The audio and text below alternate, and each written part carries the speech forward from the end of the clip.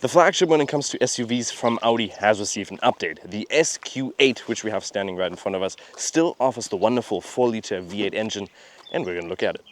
And it offers a twin turbo with 507 horsepower, 770 newton meters, which is ridiculous. This car goes from 0 to 100 in 4.1 seconds and with a Vmax of 250 kilometers an hour.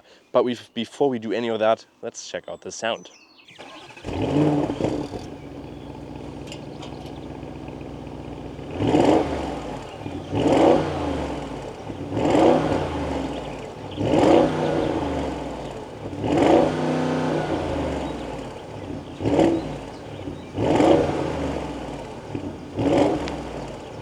So for the 0 to 100 test, let's turn off the traction control, hold it down, and then it'll allow us to do launch control. There we go, hold it down for a couple of seconds. Let's move over here. We're in the individual, which is basically all the things turned into the most sporty settings. Put on the brake, build the boost. Whoa, okay, that punch is insane. 4.16 seconds, basically what is claimed, which is, well, 4.1 seconds.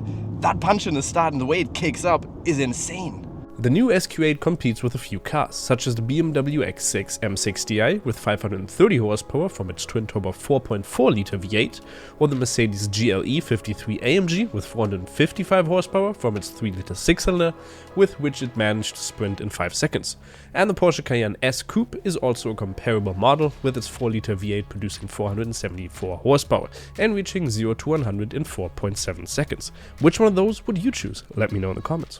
Let's take a look at the design in the front. We have a couple of changes. For instance, we now on the hood, well, not on the hood, but in the grille in the front, we have these L accents, which we already had on the S3, for instance, that we reviewed. Video on the top right corner to that. We have a new front lip spoiler, which looks very aggressive with the white and black color in general. This is looking a very aggressive car. On the side, we also have new air intakes with this big black grill surrounding of it, and then up top we also have our daytime running light down here, which has been facelifted up a little bit, so it's a little bit higher now. And we also have the HD LED or the HD matrix LED lights, which are the same as an e-tron GT. Video on the top right corner as well. On the side, the car is also looking ridiculous in the silhouette. I personally really love this. 4 meters and 99 long, 1 meter 99 wide, and also 1 meter and 67 up to 1 meter 71, depending on which ride height you have your air suspension, which we're going to show a close-up of right now.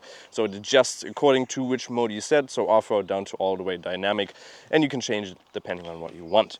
Let's take a look at the rims, because we now also have 5 new designs for the rims. They go from 21 up to 23 inches. We have the 22 inches with this blacked out rim setting on there, which I really like, with the red caliper brakes in there as well.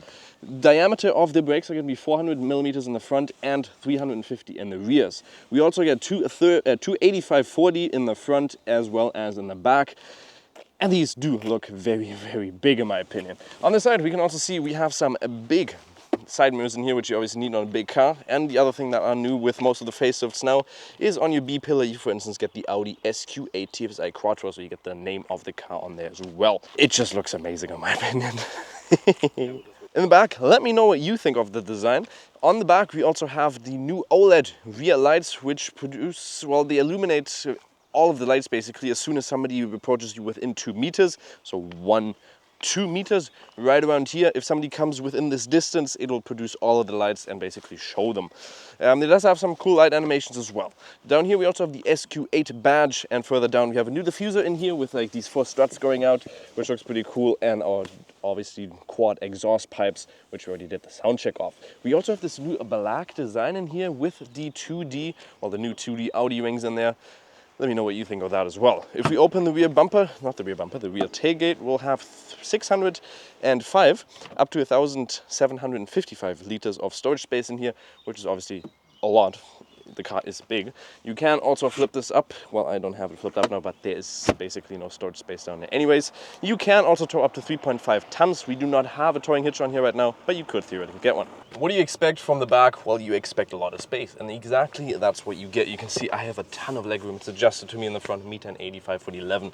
Legroom is plenty. I can even relax, and the other thing you can do is you can even recline the seats a little bit, or you can push them forward a little bit. The other thing that you can do is you can adjust them in the way of their position. So you can do this, and you can also move it back. So you have a ton of room. In the center you have a very big center tunnel, as you can see right there, and you also have a display in here where you can change the climate control, and down here you have a very high quality 12 volt plug and 2 USB-Cs, and there up top you got your lights which you can adjust manually. And the other thing that you get on the side, for instance, you get nice quality. You get a little bit of a, if I open this here for you, you can press on there and you have like a little bit of a storage space, and there is some more storage space than there. Bang & Olufsen sound system, and if you want you can also flip down the center console and you have 2 cup holders in there which come up like that. Oopsie. And in the interior it's also insanely big. You can see we have 2 displays in here, so one for your center display, so your infotainment display, and one for your climate control and some other small features. Down here you can also select your drive mode, traction control, and everything that you basically need, parking sensors. The basic gist, which is okay. I would have personally liked a little bit more of just a manual one, but this looks a lot more high quality and obviously what you're tailoring towards with this customer. Down here you also have 2 cup holders and a 12 volt in there as well. Gear selector, big nice knob in there, and also your parking controls as well. When it comes to the steering wheel, that looks amazing and feels pretty nicely in the hand as well. Let's start driving here and seeing what this car feels like when driving, because it is definitely a big one, and you're gonna feel that when you're driving. The car feels very big, but when you're driving it sporty, it's not how you might expect it. It is an insanely agile car. That is an insanely wide car. I'd be scared if I see that on the road. Jesus Christ. But the agility of this car is surprising. The car weighs 2.24 tons, which is a lot for this car, but you're gonna get so much versatility with the performance of this car and the agility. It doesn't even feel like you're driving a car that is this big. Obviously you have that wonderful V8 under there, which produces 507 horsepower. You get a digital cockpit, you get a heads-up display, which is nice. The steering wheel, one of my favorites. Audi in general, very, very nice.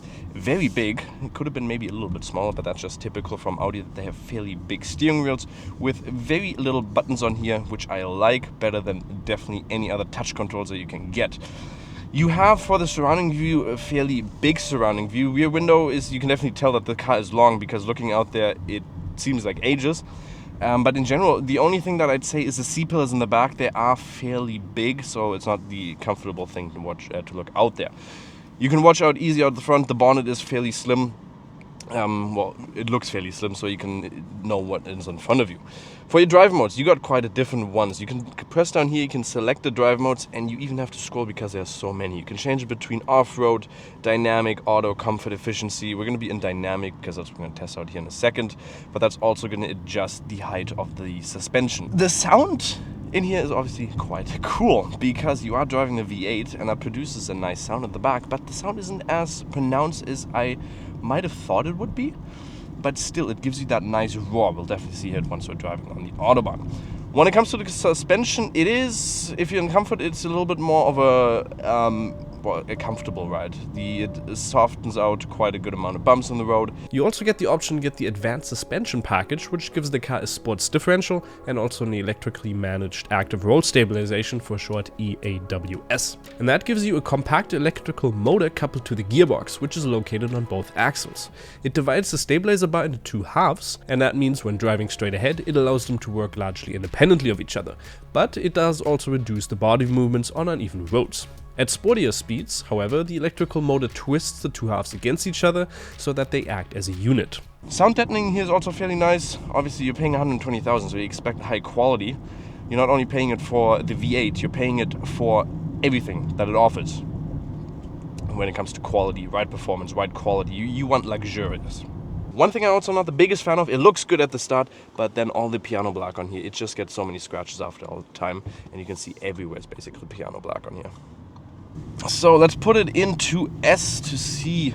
You can hear the suspension, not the suspension, but you can hear, oh, that rumble of the V8 gives you goosebumps. Yeah. So let's head on to the Autobahn to see the performance of this car. I mean, there's a slow one in front of us now, so we'll definitely have to overtake him here in a second. But we're gonna hopefully be able to do 100 to 200, because that is an important value that I want to see what it gets. Comparison, we did a Lotus Eletre, that is car has 600 something horsepower. Did 7 point, what was it, 6? 7.8? 7.3. Let's see how fast we can go with this. Oh, that rumble.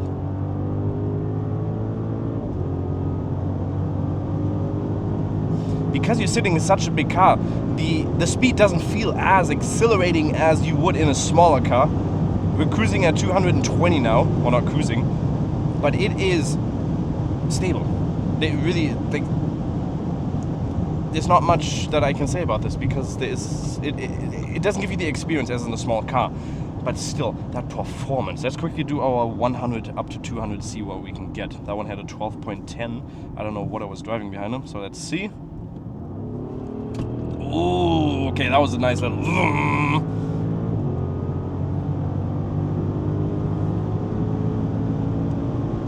Oh, but it does take a little bit up here, but then it kicks in again. 11.49 for the 100 to 200. What is my final verdict on the new updated SQ8? Well, the design really looks good in my opinion. They changed a couple of things in the front, which makes it look very nice. They update a lot of technology. I think that's the main aspect of this car. They didn't do too much when it comes to the power and performance, but they changed a lot when it comes to the technology in the inside and also on the rear lights, for instance, and the front lights.